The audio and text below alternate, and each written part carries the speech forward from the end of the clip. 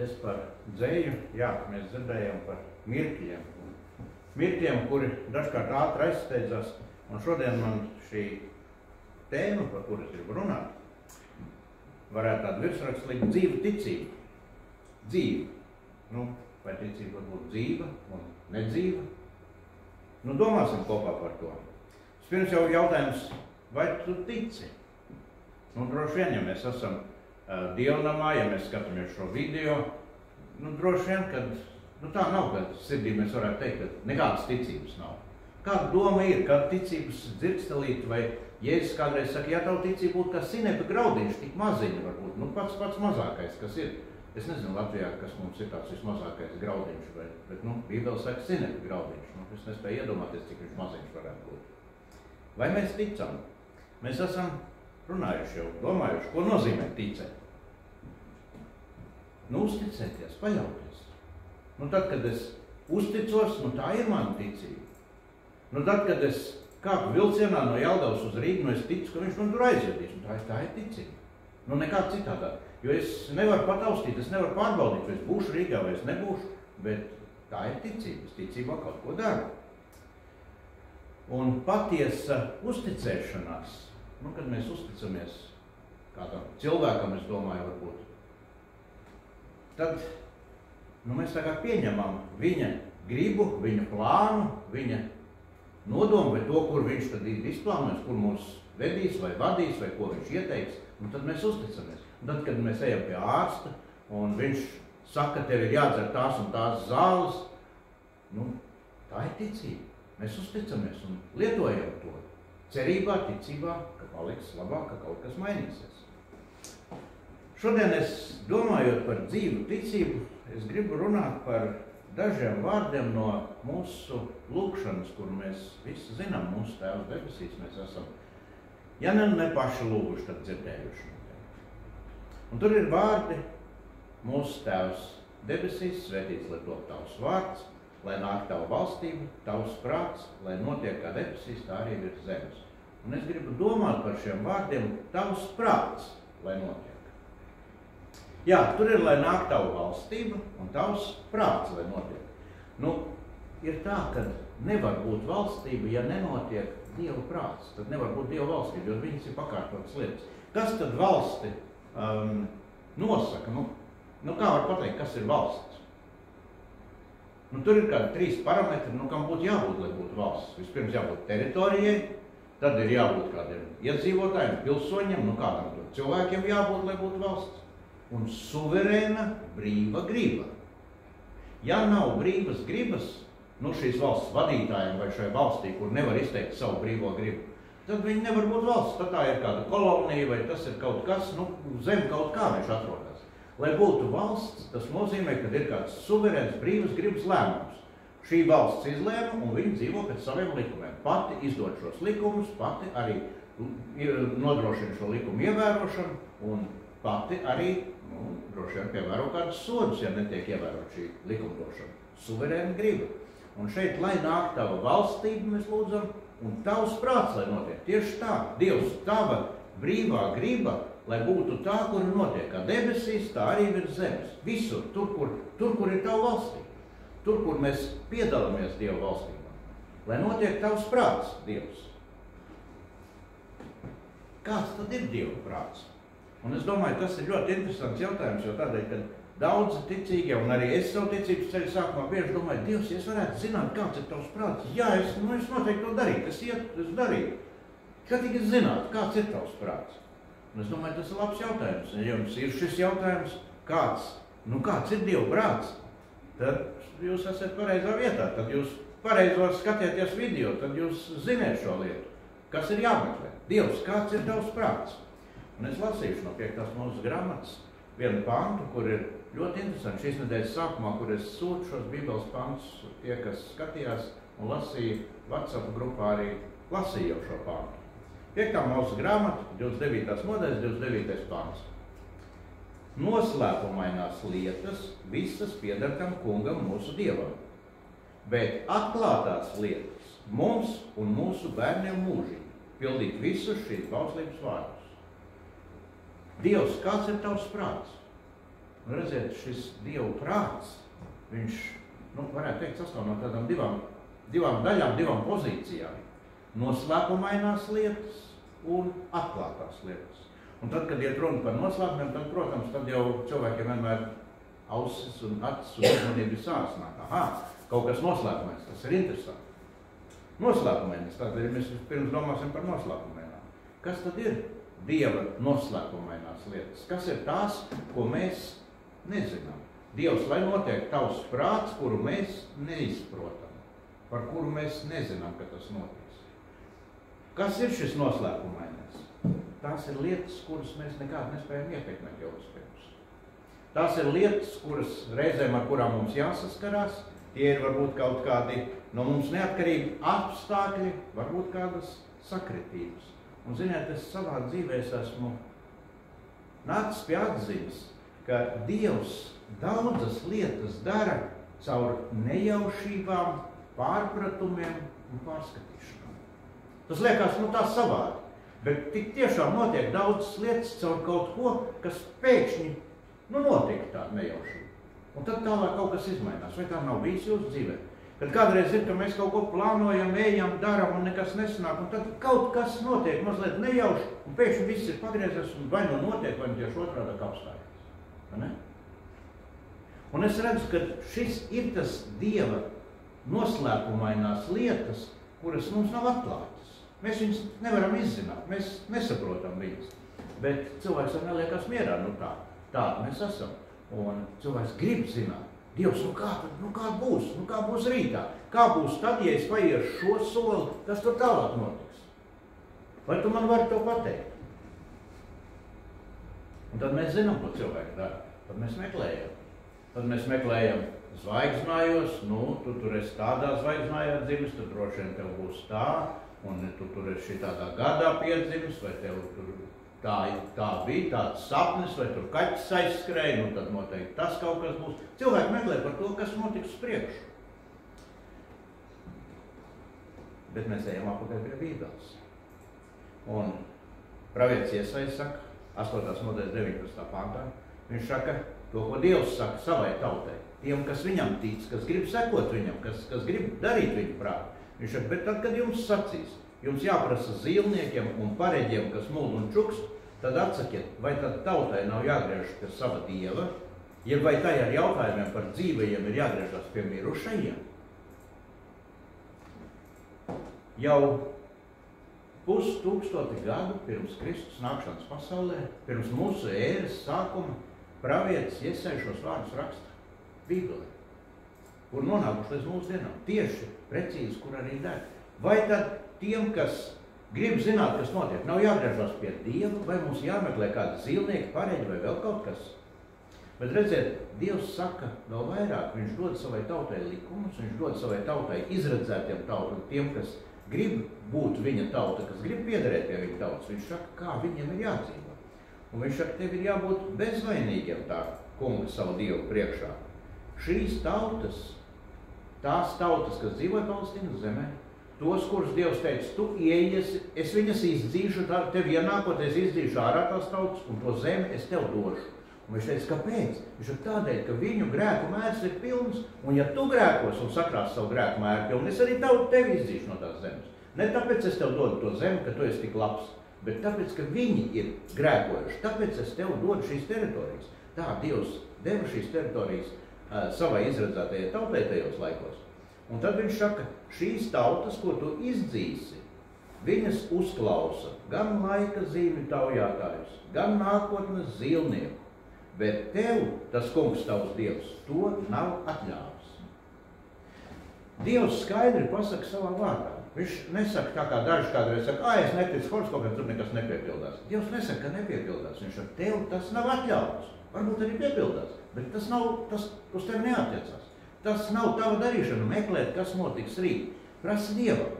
Ja viņš atklās, tu zinās, ja nē, pieņem, ka tās ir Dieva noslēptās, jeb apslēptās lietas. Dieva apslēptā griba, kuru viņš tad piepilda tavā dzīvē. Noslēpumainās lietas ir tās, kuras Dievs cilvēkiem neatklāja. Un ja mēs esam ticīgi, ja mēs gribam dzīvot ticībā un uzticoties Dievam, tad vispareizākais ir pieņemt. Uzticēties. Dievs, lai tavs prāts notiek. Lai tavs prāts notiek. Vienalga debesīs virs zemes, manā dzīvē, tramvajā, trolejbusā, vēl kaut kur šī brīdī vai rītdien, lai notiek tavs prāts. Un ja tu man to neesi atklājis, es pieņemšu to, ko tu man dosi. Mēs lasām Ījaba grāmatu un zinām šo stāstu par Ījabu, kur viņam bija jāizcieš tik daudz pārbaudījumu. Bet tad, kad viņš izgāja tam cauri, Dievs viņu bagātīgi svētīja un saņem daudzkārt vairāk nekā viņš bija pazaudējis savā dzīvē. Un Ījabs, kurš ir ciešanās, kurš ir pazaudējis gan mantu, īpašumu, cieņu, godu, arī veselību, viņš saka, mēs lasām 19. nodaļas 25. līdz 27. pantam, es gribu izlasīt šos pantus. Viņš saka, taču es zinu, ka mans pestītājs ir dzīvs, un pēcgalā viņš celsies pār pīšļiem. Un pēc tam, ja arī mana āda būtu saplosīta gabalos, un es būšu bez miesas palicis, es tomēr skatīšu Dievu. Tiešām es viņu skatīšu sev par glābiņu, un manas acis viņu redzēs ne jau kā svešinieku un kā pretinieku, viņu, pēc kura mana sirds, manās krūtīs tā noilgojusies. Šodien mēs domājam, tavs prāts, lai notiek. Tavs prāts, lai notiek. To, kas attiecās uz visu, ko mēs nezinām, un ko mēs iepriekš nevaram zināt, un ko mēs nevaram paredzēt. Un arī tas, ko varbūt mēs nevienmēr vēlamies. Tavs prāts, lai notiek. Kāds ir sacījis no teologiem, no domātājiem, viņš ir teicis, to, kāds ir bijis Dieva prāts, mēs parasti uzzinām tad, kad mēs lasām ziņu jautājumus. Mēs zinām to, kas ir noticis. Tas bija Dieva prāts, un tā ir noticis. Vai mums tas patīk vai ne, bet tad mēs to uzzinām. Un tad otra lieta, atklātās lietas. Otra puse šai lūkšanai, tavs prāts, lai notiek, attiecas uz visu to, ko mēs zinām, ko saprotam, ko varam nojaust, par ko esam dzirdējuši. Un kas tad ir šīs atklātās lietas? Un kur mēs par viņām varam uzzināt, kā mums viņas atklājās? Redziet, šīs atklātās lietas vispirms tas ir Dieva vārds.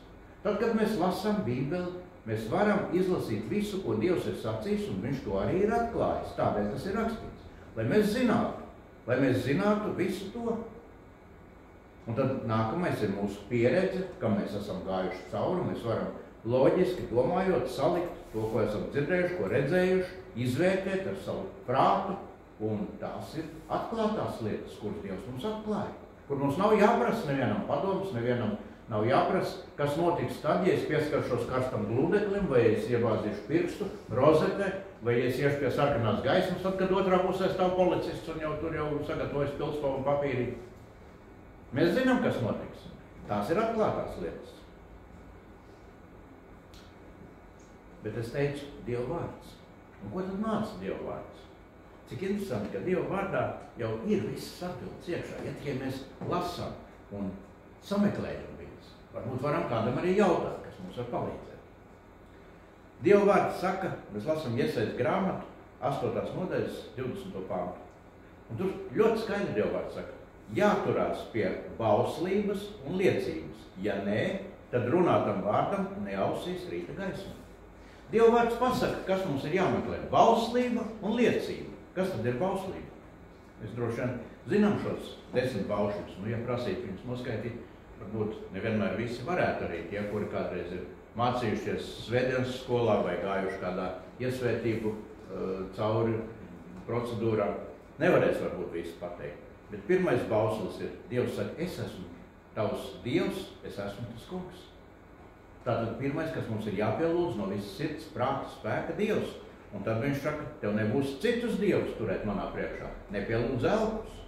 Un tad viņš saka, tev nebūs tā kungs savu Dievu vārdu nelietīgi valkāt. Cik bieži kādreiz mūsu dzīvē ir tā, ka mēs lietojam Dievu vārdu, nedomājot. Kaut kas izkrīt no rokām, ak, Dievs! Kaut kas vēl notiek, ak, Dievs! Un tad liekas, jā, ok, Dievs varētu sacīt, tu mani piesauc, es klausos, bet tālāk nekas neturpinās. Vienkārši ir tur saplīs uz bļodiņu vai vēl kaut kas. Tev nebūs tā kungs savu Dievu vārdu nelietīgi valkāt, nevajadzīgi, tur, kur viņš nav jālieto. Un tad piemini sabata dienu, ka tu to svētī. Mēs varam sacīt, jā, kas bija tajā laikā sabats, kā šodienas vien sabats. nav svarīgi, apostols Pāvils saka, nav svarīgi, kuru nedēļas dienu, bet vienu dienu nedēļā veltīt atpūtai no pasaules. Un domā par Dievu. Vienalga, tu vari iet pastaigāties un domāt par Dievu, tu vari sēdēt pie Bībeles lasīt, tu vari nākt baznīcā, bet vienu dienu veltīt Dievam. No 7 dienām. Tikai vienu. Un tā būs arī tavas atpūtas, morālās, fiziskās, emocionālās atpūtas diena, kur tu atkal atjaunos savus spēkus, iet tālākos dzīves gājumos, arī grūtumos cauri. Tad godini savu tēvu un savu māti, godini vecākus, godini valdniekus, godini tos, kas ir priekšnieki. Un tad Dievs saka, tev nebūs nokaut, tev nebūs laulību pārkāpt, tev nebūs zakt, tev nebūs nepatiesu liecību dot, tev nebūs iekārot. Nu, tie ir tie 10 baušļi, un būtībā cik interesanti, kad pasaulē ir izdot, es nezinu, cik miljoni likumu, krimināla kodeksi un dažādi civili kodeksi, un vēl kodeksi, lai piepildītu šos te 10 Dievu baušļus. Te viņi ir visas pasaules, visu valstu likumdošana, kas tiek dota valstīs, ir šajos 10 baušļos iekšā.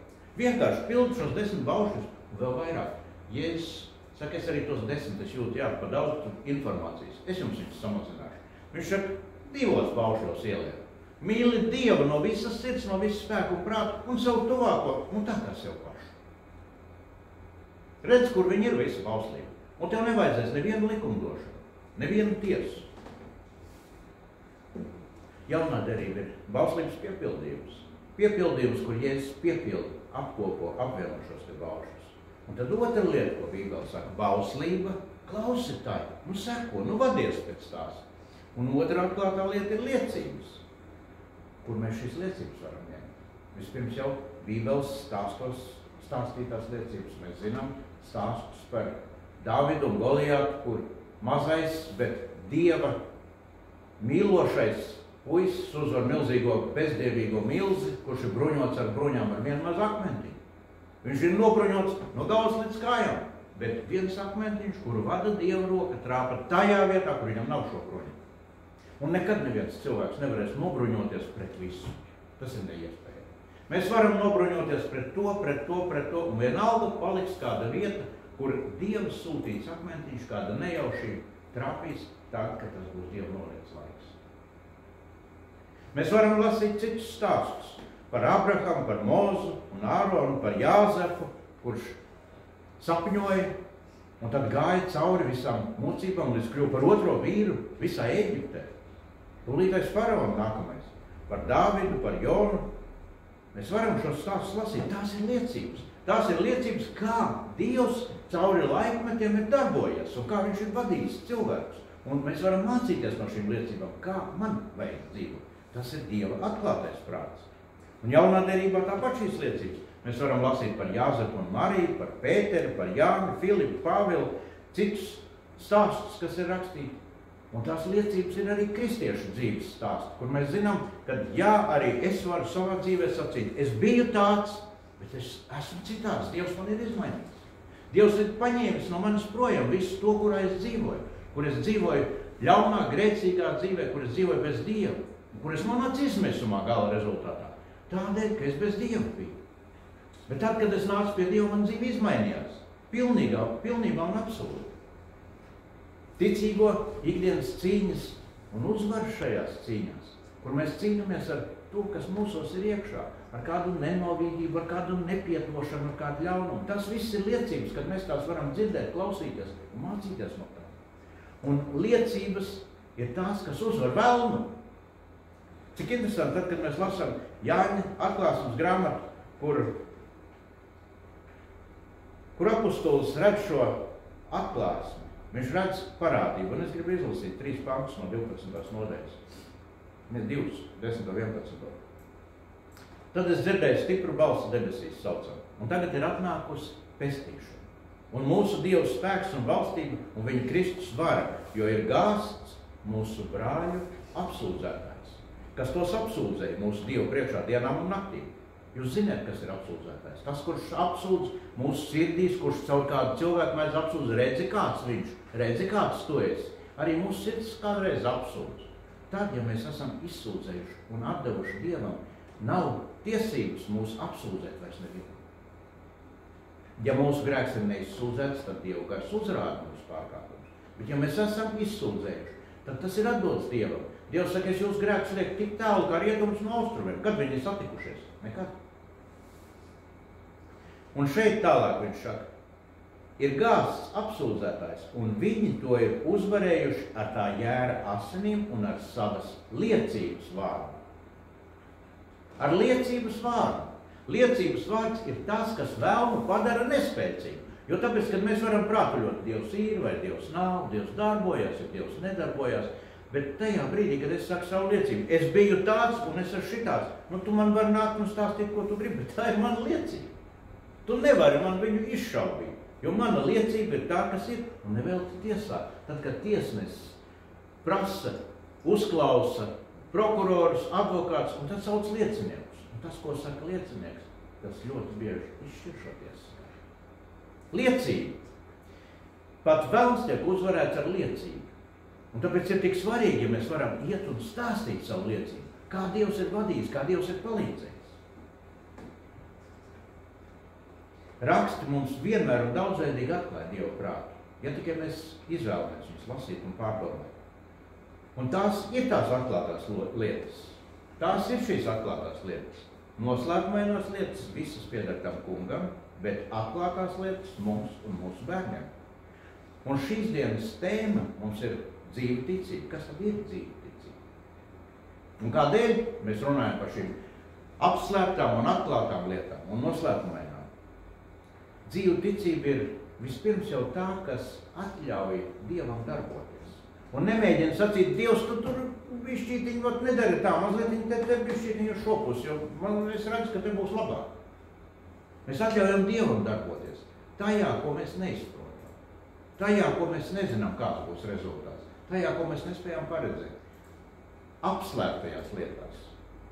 Ļaujam Dievam darboties. Pieņemam visu, gan apstākļus, gan notikumus, gan arī ierobežojumus un reizēm arī neveiksmus. Tad, kad mēs lasām stāstus par Jāzepu, par Jonu, mēs ļoti labi redzam, kā neveiksmes darbojās Dieva plānā un darbojās arī viņu dzīvē. Un viss izmainījās, bet sākās ar neveiksmēm.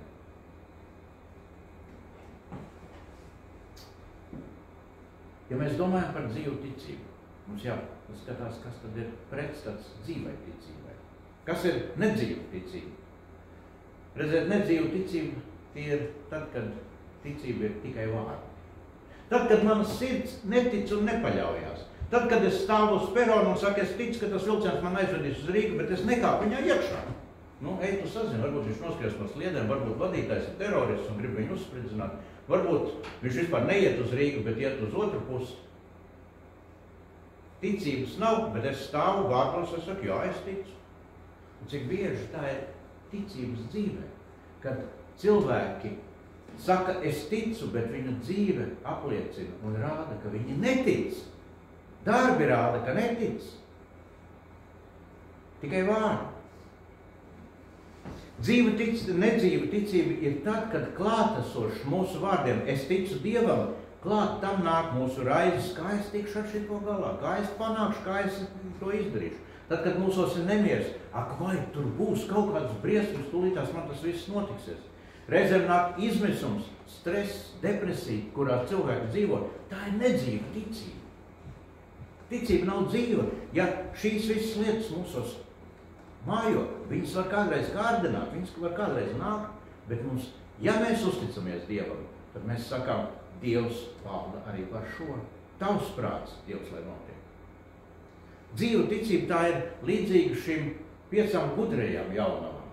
Mēs domājām par šo stāstu, kur 10 jaunavas gāja sagaidīt līgavainu un līgavu, un 5 bija gudras, 5 nebija. Kāpēc? Jo viņas iemiga, un tām 5 bija līdz arī eļļa lukturos, ko var papildināt, un tām negudrajām nebija līdz. Šī dzīvā ticība ir šī dzīvā eļļa. Dievs, es ticu uz tevi. Vienalga, lai kas notika. Dzīva ticība ir tad, kad ļaudis nemeklē īso instrukciju. Tik ļoti mums viņas patīk. Pasaki man, kas man jādara, un tad viss būs kārtībā. Nav dzīvē tādas īsās instrukcijas. Nav tas ātrais plāksters. Jo tādēļ, ka dzīve sit smagas rētas, kuras nevar plāksteri aizlikt. tur ir vajadzīga operācija, tur ir vajadzīgs griezums un šūri. Un tas nebūs ātri. Un tad, ja mēs tiešām dzīvojam dzīvā ticībā, tad mēs nemeklējam šo īso instrukciju, šo īso plāksteri. Dzīva ticība ir tāda, kad cilvēkam ir dzīva saikne ar Jēzu Kristu. Kad es varu iet cauri grūtiem apstākļiem, grūtam laikam, bet palikt ticībā uz viņu. Tad mana ticība ir dzīva. Un mēs zinām, ka Kristus grib un var dāvāt dzīvību un pārpildību. To apsola Bībele. Jāņa evaņģelijā mēs lasām 4. nodaļas 23. pantā, kur ir rakstīts, kad stunda nāk, un tā ir jau klāt, kad īstie dievlūdzēji pielūgs Tēvu garā un patiesībā, jo Tēvs tādus meklē, kas viņu tā pielūdz, garā un patiesībā, īstā ticībā. Tēvs tādus meklē, Dievs tādus meklē. Dzīva ticība tās nav tikai kāds dažs reliģiozs izpausums, aizdegt svecīti, pārmest krustu, aiziet pasēdēt baznīcā, bišķītiņu paklausīties un pamāt ar galvu piekrišanas pēc, pieklājības pēc. Dzīva ticība ir tad, kad cilvēks katru savas dzīves mirkli dzīvo saskaņā ar Dievu gribu, vai cenšas dzīvot saskaņā ar Dievu gribu. Dievs tavs prāts, lai notiek. Tur, kur es nesaprotu, un tur, kur arī es saprotu, tur, kur mana sirdsapziņa runā. Kā ir? Vai mana un tava ticība šodien ir dzīva? Vai mēs varam sacīt, ka mums ir dzīva ticība? Un būtībā tas ir vissvarīgākais jautājums. Un šīs dienas vārds mums atgādina, ka mūsu ticība būs dzīva tad, ja mēs savas dzīves atklāto un paredzamo daļu dzīvosim saskaņā ar rakstiem un atpestīto liecībām. Un savu nezināmo un neparedzamo dzīves daļu dzīvosim ar drošu un mierīgu paļaušanos uz mūsu kungu un pestītāju. Dievs izvadīs, jo viņš vienmēr zina, kas mums ir vislabākais un kas mums patiešām ir vajadzīgs. Un viņš vada mūsu dzīvi tā, lai tā iekļautos viņa nodomā un viņa plānā. Un viņš zina un arī piešķir to, kas mums atnes svētību. Svētību mums pašiem un arī tiem cilvēkiem, kas ir ap mums. Tas kungs, lai mums palīdz, ka mūsu ticība būtu dzīva. Amen.